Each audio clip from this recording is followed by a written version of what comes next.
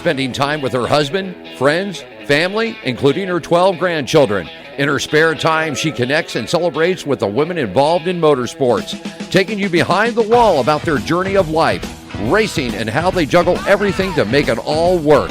Welcome to Racing Girls Rock Podcast. Strap in, window nets up, the pedals are down, and when the green flag drops, we go.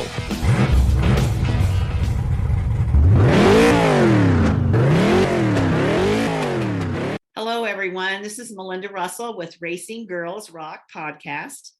And I have a very interesting guest today. I saw Paige Verney on Lost Speedways, an episode of Lost Speedways, which I'm sure most of you know is a show on Peacock that is produced by Dirty Mo Media, which is the Dale Earnhardt Jr. media company. And I saw Paige on there. She's the founder of Maine's Lost Speedways and a former race car driver. And so we're going to talk to her today and find out, how did a young 20-something girl get interested in what I would consider lost speedways or, speedways from the past when she's such a young gal. So we're going to meet Paige and learn more about her today. So Paige, welcome to the show. Thank you for having me. I really appreciate it.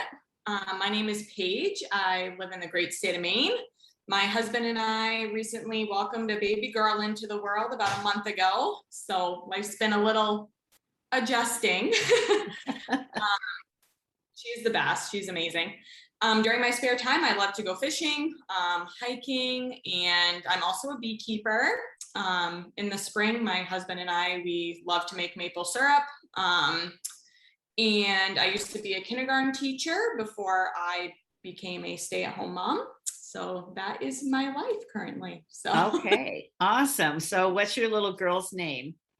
Caroline. Oh, Yep. Pretty name. Old-fashioned name, which I like. I like hearing those names. Named after my grandmother. So Oh, that's very sweet. Very nice. So Paige, we're just going to get right into it. I saw you on an episode of Lost Speedways, and I took your name down right. In fact, I went back to get your name to make sure I could find you.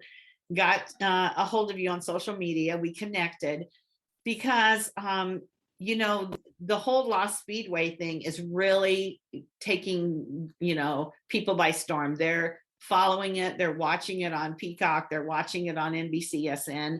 They talk about it a lot on like during races and different things. When there's a rain delay, a lot of times they'll play one of those episodes. So how did a young girl like you get interested in old racetracks? So it's kind of a funny story, actually, because I used to be a driver myself. I started getting into motorsports around age 14, and I raced mini cups for a long time. I actually won a championship in 2013, which is pretty cool. But back in 2012, one of my family members actually bought Wiscasset Speedway. And Wiscasset Speedway was actually almost a lost speedway. It was closed down for a little bit, and it got purchased. And it really made me wonder how many racetracks across the state really didn't open back up. And that's where my research really took off. And that's when Maine's Lost Speedways was born, and it's amazing because along the way, I've met just a lot of people older people that are also interested in this Lost Speedways thing also. Like Stephen Pellerin, I pretty much have him on speed dial. He is like the racing history god in Maine. He's amazing. So that's a really great connection. And as you know, on Lost Speedways, like Bobby Marcos and Matthew Dillner, we've really followed each other throughout the years. So we followed each other's pages. So, Matthew reached out to me and he said, hey, like we got this really cool thing going, like, let's set up a meeting. And I'm like, no way, and I got invited to be on the show, and which was really awesome. I just felt like my whole research and Lost Speedways thing really just came full circle then, just sharing it with other people who are passionate about it. So Yeah. That's really cool. Because I was wondering how you got connected, and I figured it was through Matthew somehow. So you followed him and Bobby, and then you were able to connect, and then here you are on the show, and then now here we are talking today, Right. which is just amazing how we talked before we started recording, how it's kind of like there's a little spot in the middle, and then that person reaches this person, that person reaches that person, and it just keeps going to connect people that normally would never connect in any way. Right. Yeah. So when you said you did research, what did you go online? How did you do your research for your last Speedways? Well, I started out online. That is pretty limited. So the historical societies have been my best friend, and really making connections with people who are older, who actually were at these races and these racetracks that are closed down, and getting information from them also. And like with Stephen Pellerin, he connects me with somebody else, and then this other person connects me with somebody else, and that's how I really make those connections. And I attend the Arundel Speedway reunion event every year, and that's another great opportunity also, because it really draws people in who have gone to these racetracks and they were at Arundel Speedway with the original car, that raced there, which is pretty cool. But yeah, that's how it's all about connections, really. It really is. It really So is. about how many racetracks in Maine would you say have closed or we've lost over the years? I think I have like over 50 on my list. I think that's a lot. There's a lot. I've pretty much found all of them. Some of them, it's a little foggy because like some of them only held like a couple of races, kind of like the kite track in southern Maine. They only held a couple of races type thing. So it's like, is that really considered a lost speedway or a horse track, But yeah, there's a lot. that is a lot for what I consider the size of the state, Yeah, and exactly. And now we only have like 3 or 4 operating racetracks in the state of Maine, and we're going to be losing potentially another one. And I heard that. Yeah, so it's sad. So let's talk about that for just a second. So tell me the name. Is it Beach? No. Yep, Beach Ridge Motor Speedway. Beach Ridge Motor Speedway. I wanted to make sure I had that right. I listen to another podcast sometimes, and it must be based in Maine, because the one guy I think is the promoter. He runs Riverhead. Is Riverhead one of them over there? Riverhead. We don't have a Riverhead. River something. Anyway, they were talking about losing this track and what a shock it was to the racers.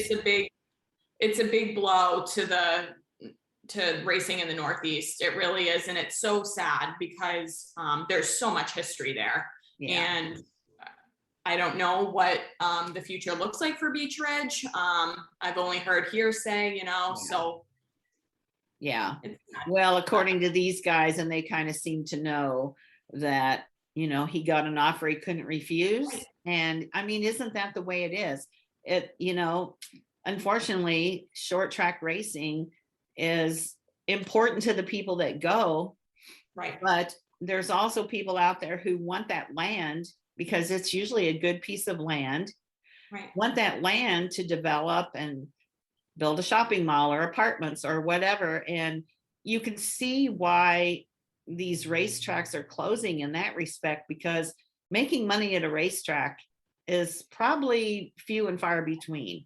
Yep. And, if you look at, over the years time, how many nights they made money and how many nights they lost money, it probably doesn't even out, would be my guess. Right.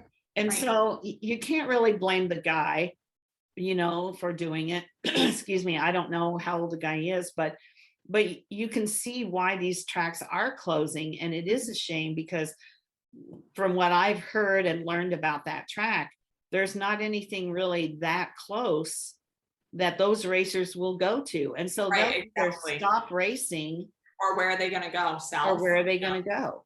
Right. And that's really sad. It is. That happen. It is, absolutely. Yeah. And I hope that the tracks that are open, like Wiscasset, of course, and Oxford, kind of like band together, you know, and make a home for these drivers, because that's a loss, you know, and they have a lot of money invested into these cars, and they're really passionate about racing, of course. And where are they going to go? So. That's what I was thinking too. You know, they've got thousands of dollars invested in cars and parts and tires and trailers and all kinds of things. And what a shame for those people. So I'm really hoping they find some place that they can race. That's important to keep that going, and it's important for the future too. So so Paige, what is it about, you know, digging into the history of these lost speedways that really gets you excited? What is it about it that keeps you looking for all this history? I have always been interested in history, like family history. I love my family history type thing. So I feel like it's kind of natural for me. And I just love hearing the stories, you know, like Waterville, Oakland Speedway, north of here. Like the grandstands collapsed the first race, and that was it, you know. It's like, geez, you know. And it's hard because only being 28 years old, I never been to any of these speedways, you know, because I'm so young. And that's kind of part of the challenge. Is it's kind of like a puzzle. You have to just piece it all together, and that's what I really just love about it. And just digging and digging, you know. And talking to these people that were there, and which is also hard because a lot of them have passed away, which is sad, because that's history lost. And I was actually just talking to someone that said, oh, I had a ton of pictures of Sanford Speedway and I lost them all in a house fire. And I'm just like, my heart just sank. I'm just like, you're kidding. I'm like, that's so sickening, you know. And I just love hearing the stories, you know, of it all. Isn't it wonderful that though we are able to tell? Ooh, there's some background noise. There's something making noise. I'm not sure what it is every little bit. So, but isn't it wonderful that, of course, you know, Dale Jr. and Matthew and Bobby and now you, maybe it'll inspire somebody in Illinois or Missouri or Kansas to do the same thing and to find some lost speedways that they can tell the stories. And that's what I mean. I feel like racing history really isn't about my research. I feel like, or what I want to accomplish. I just really want to set, I guess, an example or be a guiding light for the younger generation. Right. Really just showing them that that doing research on lost speedways really isn't for the older generation. We can do it too, and it's cool, and especially being a female, like there's always room on the bandwagon, and it's so important. And I really truly live by this, is it's important that we leave Maine's racing history better than we found it. And just really banding all together with like-minded people and keeping it alive and preserving it. Oh, absolutely. Because, there's not going to be a history book in junior, when you're a junior in high school, you're not going to learn about speedways. You're going to learn about the Civil War and all those other kinds of things. And so we need historians who care about these kinds of things. And I just love what you're doing. So, so you put your stories on your Facebook page. Do you publish them anywhere else? What else do you do? I don't. I just mainly just put them on my Facebook page, and I like the aspect of that because it really bands people together that do have Facebook and that follow my page. And they're like, oh, I remember this race. And they start having a conversation with other people. They're like, oh, I was there too. Or, oh, where's this car now? Type thing. It's really a great hub of gathering people that were at these tracks, and I have thought about, publishing elsewhere, but, I don't really feel led to, because really what I want is what I have, these people coming together and they're like, oh, I remember that, and oh, I took this picture, I was in that car, just that's what I like. And so do people share pictures and things on your Facebook page?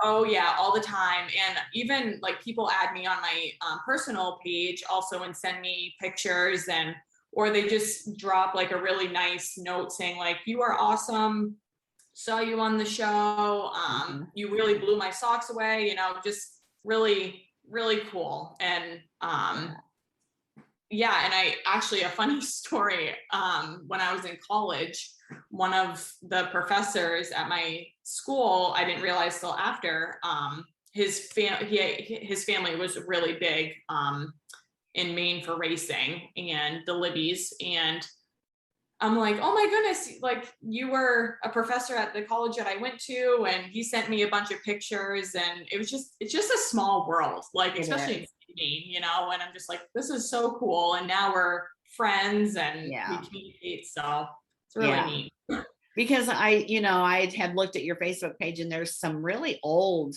pictures, and I was thinking, what a great place for the people that still are alive, or maybe somebody will say, oh, my dad raced there, here's some pictures, and then somebody gets on and said, well, whatever happened to Harry Jones, and oh, Harry's here, and it just reconnects people. And like you said, it gives people a place to gather. And that's kind of what I've done with Women in Motorsports on Facebook. That's kind of what I was looking for when I started this whole thing, was a group of women involved in motorsports to connect everybody. And there wasn't anything, which is why I started it. But it's the same with you. You've made this page available for people young and old interested, whether it was their great grandfather or their dad or whoever, and they can keep this history alive basically on your page. Absolutely, definitely. And it's really cool because, I don't race anymore, of course. And I still have my car though. I won't sell it. It's in my garage.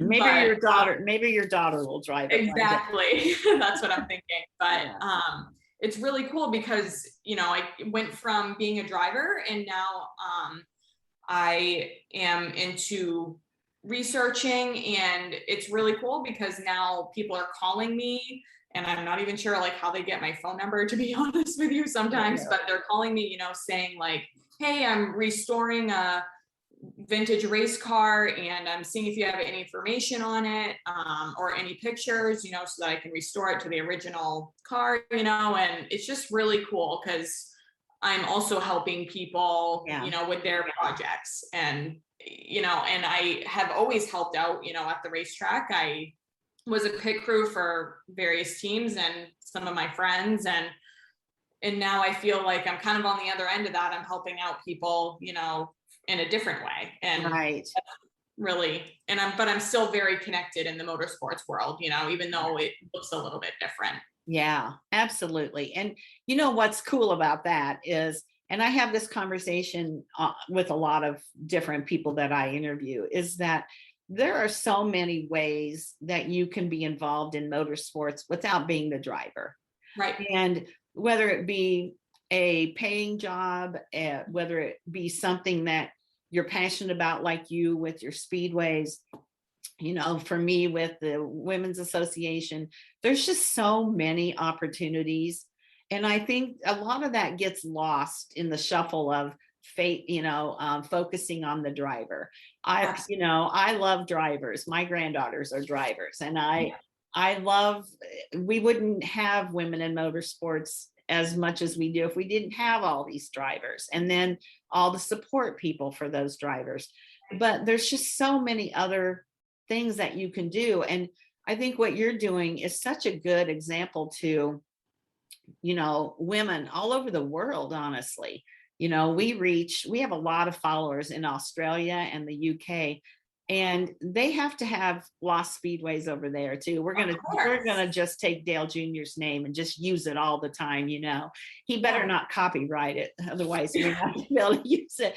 But I just think this may inspire somebody to be like, I want to do that. I want to learn about the speedways. For me, I grew up in West Central Illinois, and we used to go to Quincy, Illinois Raceway and to watch racing. And then my son in 1996 started racing at Macomb, Illinois, and that speedway's been gone or closed for a long time.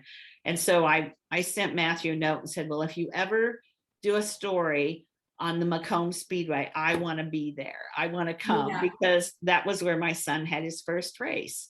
And there's just so many memories there for us, and different speedways, and just think about the millions of people that those stories could affect if somebody took the time like you to put them together. Absolutely. Yeah. Very cool. Yeah. So what's, as far as like motorsports and your legacy, I guess my answer for what your legacy is, I kind of know, but what do you think? You're only 28, you've got a long time, but what do you want to leave as a lasting mark on motorsports? I kind of mentioned it before, just being remembered as leaving Maine's racing history better than we found it. That's really what it's all about. I'm obviously very young, and I have a lot of years to keep doing research, but I really want to be a guiding light also for other, not only females, but males as well. Right. That do want to research, or in Maine, just research more on tracks or different states, and like Bobby Marcos and I have talked, let's really bridge the gap here,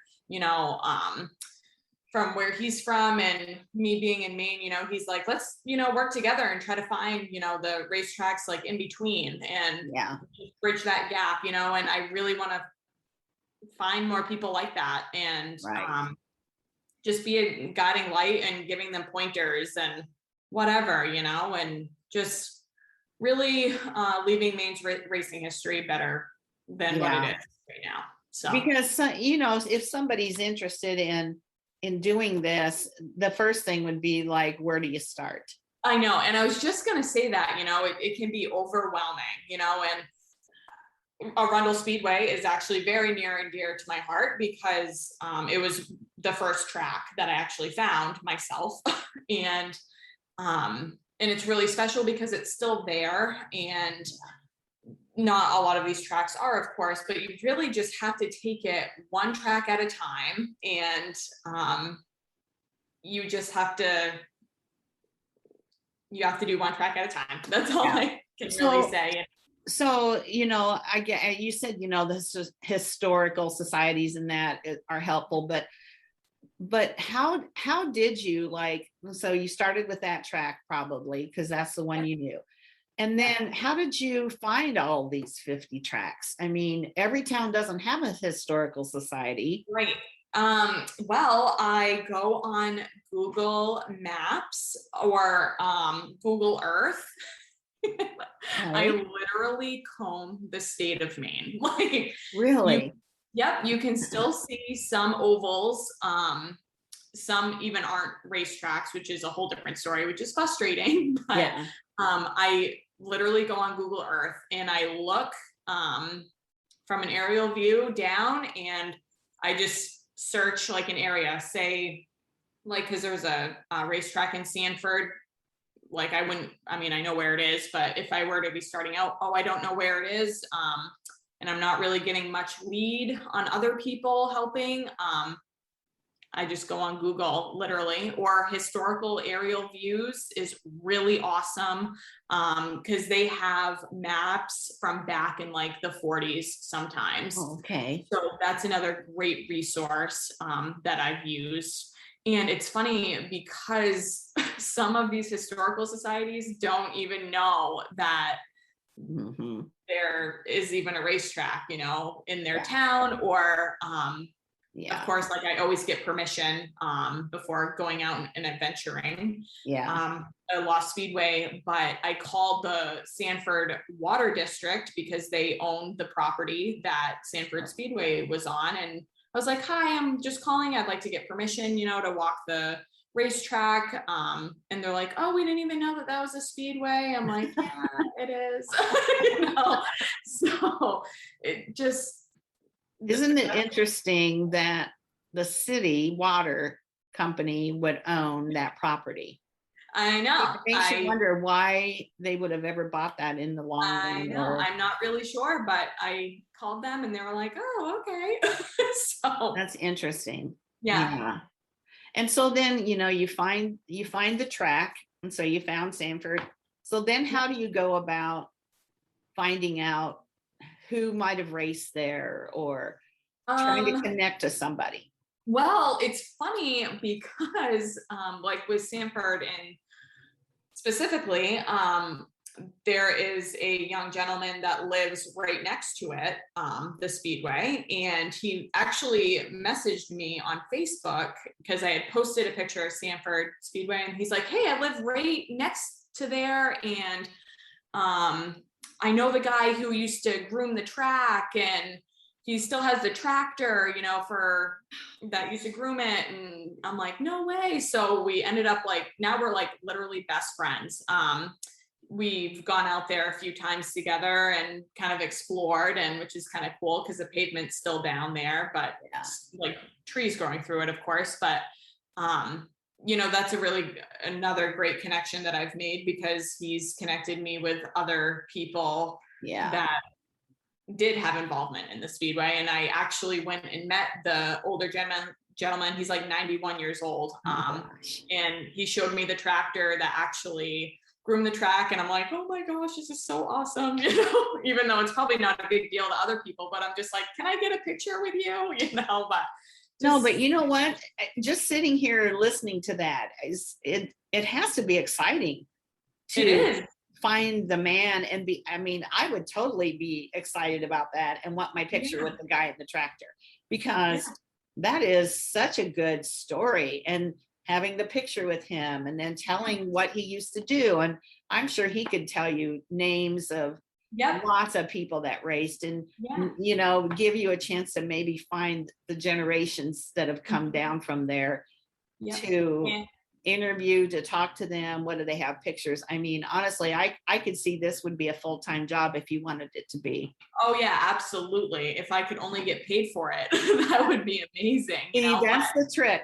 What you do is first you have to find your passion, and then you find a way to make money at it. And so, you know, there are ways to do it, but so interesting. I tell you, the motorsports industry is so varied and so interesting, and just the people have, you know, they're rich, they're poor, they're young, they're old, they're from all across the country, and but they all have one thing in common, and that is that they love racing.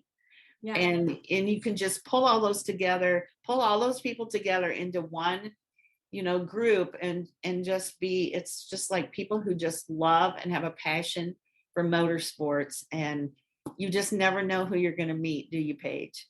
No, you don't really. And I've met, because of my Lost Speedways, I've met truly lifelong friends, you know, like Matthew Dillner and Bobby Marcos, like lifelong friends, you know, and along with a lot of great other people. And I wouldn't have had that, you know, if I didn't start, you know, the Lost Speedways thing. And it's just really rewarding. It really is. Even though I'm not getting paid for it and I don't really care to, but it's really rewarding because I have those friendships, and it's really great. So It is really great. And I'm so glad that we were able to connect and tell a little bit more about what you're doing. And, maybe somebody's going to listen to this and reach out because they knew somebody that raced there, or they want to talk to you about how to fix their car to look like a car or whatever it might be. And Absolutely. that's really cool. So is there anything that I haven't asked you about that you'd like to share about what you do, or your Facebook page? It's called Maine's Lost Speedways. It's on Facebook. That's how you can find the stories and the pictures and everything. But is there anything else that you'd like to share about it? Just go out and support your local racetrack. Really. Yeah. That is so important. They need your support, and as well as, just supporting the drivers also. You don't have to be a driver to really be involved in racing, but just go out and support your local racetrack, because, and be careful really what you post on Facebook also. I've seen, some track bashing, and, it happens, people leave mad, but just be careful, because, that could be the next Lost Speedway, and we don't want that. So go out and support your local racetrack. Definitely. That's a very good point, Paige. I hadn't even really thought of that, but Facebook has it's two-faced. It's great in so many ways, and yet it can be very harmful to businesses and racetracks and people. So good advice. I love what you just said. Yep. Well, I'm congratulations on your daughter. Thank you. That's exciting. And congratulations on connecting all these people from Maine's Lost Speedways. I love seeing you on Lost Speedways episode. And do you remember what episode you were on? I was on season 2, episode 6. Okay, so get on Peacock and watch season 2, episode 6, and you can see Paige, and you can watch her on TV, which is kind of exciting, and learn more about that speedway. And then we'll just stay in touch, Paige. If there's ever anything I can do to help you, I'd love to, because I think this is really important what you're doing. Thank you so much for having me. I appreciate it. Oh, you're welcome. I love talking to you. Yes. Thank you for listening to Racing Girls Rock Podcast. Follow us on Facebook at International Women's Motorsports Association, or on Instagram and Twitter at the IWMA Nation. And if you know someone that should be on our show, drop us an email at iwmanation@gmail.com.